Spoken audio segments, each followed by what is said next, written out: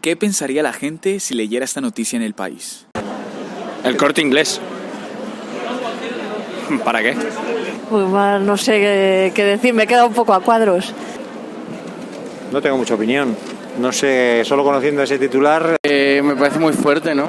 Yo primero la tomaría con cautela. Me choca mucho, porque vamos, no es algo muy normal que leas todos los días. Esta es su reacción al enterarse de que se trata de una noticia falsa. Joder, vale, hostia, ¿en qué mundo vivimos? ¡Venga! ¿En serio?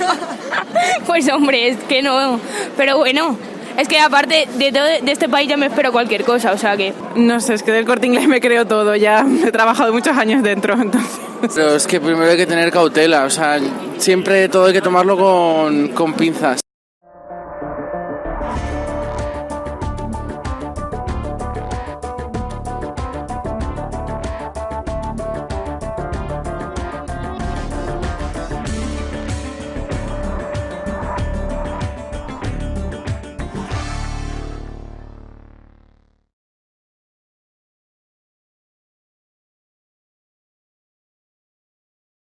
Las redes sociales están colaborando en cuanto a la viralización de este fenómeno. La red social en sí muchas veces no es protagonista de la fake news, pero sí se está convirtiendo, digamos, en cómplice o en colaborador necesario.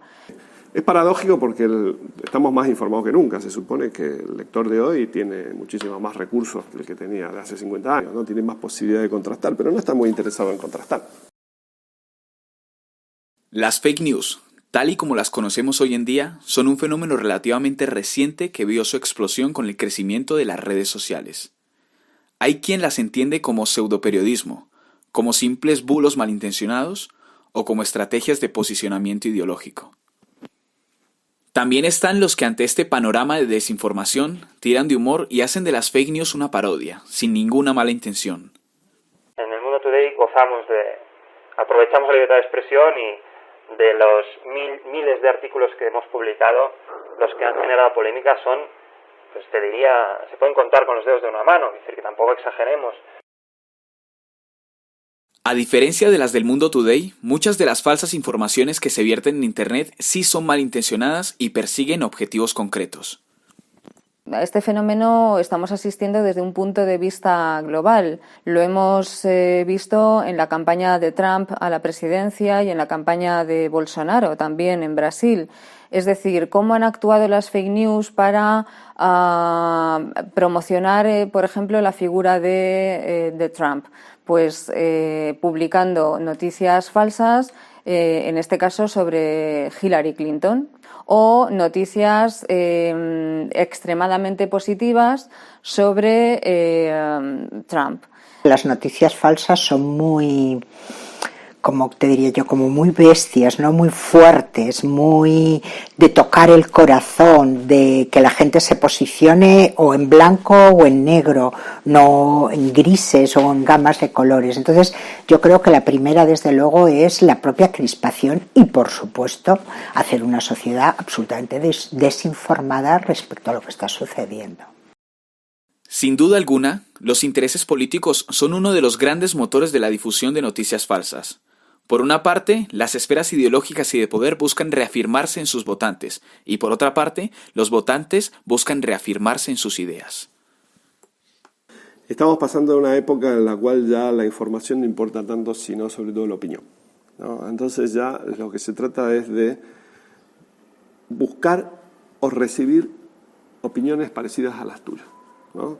Y a esas las aceptas y a las que no, las rechazas, ¿no? Y si vienen informaciones que no encajan con tus opiniones, no le das caso, ¿no? Entonces, pues claro, todo esto va a provocar que la famosa opinión pública, en la cual pues había algunos consensos básicos, se empiece a disgregar y se empiece a transformar, ¿no?, en distintas pequeñas esferas de opinión cerradas sobre sí mismas que no dialoguen entre ellas. De alguna manera, sobre todo por parte de la clase política, se ha hecho todo lo posible por instaurar una especie de crispación continua en la ciudadanía.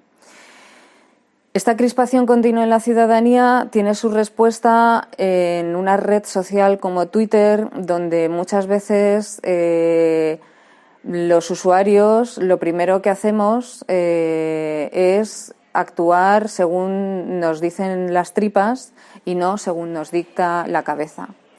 Por eso hablaba antes de la responsabilidad propia del usuario. Las redes sociales son el medio de difusión de las fake news por excelencia. Las noticias que impactan, sean falsas o no, son las que se hacen virales, son las que calan de manera más rápida en la gente y son el instrumento perfecto para reafirmar ideologías. ¿Cómo contribuyen también las redes sociales? Bueno, pues está claro que, las redes sociales y en concreto sobre todo Facebook está cada vez compartiendo una serie de contenidos que cada vez tienen más que ver con las propias preferencias del usuario. Es decir, que si yo, por ejemplo, soy una persona de extrema izquierda, Facebook va a ofrecerme contenidos relacionados con extrema izquierda. Eso lo que hace es afianzarme en mi posición y convertirme de alguna manera en instrumento de viralización de ese tipo de noticias y en instrumento de transmisor de noticias falsas que en este caso provendrán de la extrema izquierda, pero que actúan de la misma manera si hablamos de la extrema derecha. A ver, la viralidad como tal muchas veces es un factor que no se puede controlar. Pero en muchas ocasiones lo que me he dado cuenta a lo largo de mi carrera en Twitter es que muchas veces el contenido que escribes tienes que buscar que sea lo que la gente quiere escuchar o lo que la gente quiere leer, porque al final, sea verdad o sea mentira, es irrelevante. La viralidad. Ese es el concepto clave. Alberto, un joven influencer de Twitter, es solo un ejemplo más de que con llegar a mucho público, con tener un mínimo de repercusión, el riesgo de desinformación, voluntario o no, es inminente. A ver, en mi opinión, el problema no son de los periodistas. En primer lugar, porque las informaciones falsas no proceden solo de periodistas. También hay mucha gente en Twitter que yo conozco y el problema es la facilidad con la que la gente se cree las noticias que encuentra en Internet. ¿Hasta dónde contrastamos la información antes de creérnosla o antes de publicarla? Llegados a este punto, respecto a las fake news, podemos ver que la postura tradicional, la preservada por la deontología periodística, es la que defiende que la responsabilidad recae sobre el difusor de información, sobre el periodista. Una obligación de un periodista es contrastar la información que recibe, al menos por dos fuentes diferentes, y máxime sabiendo que cada vez hay más noticias falsas, razón de más para que un periodista cabal contraste esa información por otras fuentes y no automáticamente lo asuma por bueno, lo retroalimente, porque está haciendo un flaco favor a la sociedad y a lo que es su ética y deontología profesional, no lo olvidemos. La postura contraria es la que desvincula en cierta medida al informador y habla de los receptores, de una conciencia social demasiado asentada. Por eso yo creo que no va a funcionar la receta de muchos colegas y muchos insignes periodistas que dicen que a las fake news tenemos que combatirla con más periodismo de calidad, ¿no? Más información contrastada, más rigor, etcétera, etcétera. Y yo creo que eso es erróneo porque la cosa no pasa por ahí. Es decir, no pasa porque la información sea más o menos correcta, elaborada, contrastada, pasa por el rechazo de los lectores a la fuente. Y si tú estás en un periódico que te consideran del establishment, que te consideran elitista, que te consideran del bipartidismo, o sea, vendido a determinados sectores, por más que la vistas de seda, ¿no?, a tu información y con todo el rigor, no la van a aceptar, no la van a querer ni contrastar, ni confirmar, ni se van a molestar. Es decir, tú ya perteneces a otro mundo, ¿no? Entonces todo lo que venga de ese mundo no va a ser aceptado. Está claro que las fake news, además de una disyuntiva, suponen un problema. Por culpa de la desinformación hemos entrado en una espiral de distintas interpretaciones, de crispación generalizada. Y no solo eso. Además, estamos siendo testigos de cómo intentan entrar en nuestra mente, a la vez que somos meros espectadores de cómo lo consiguen. Flock of birds, hovering above.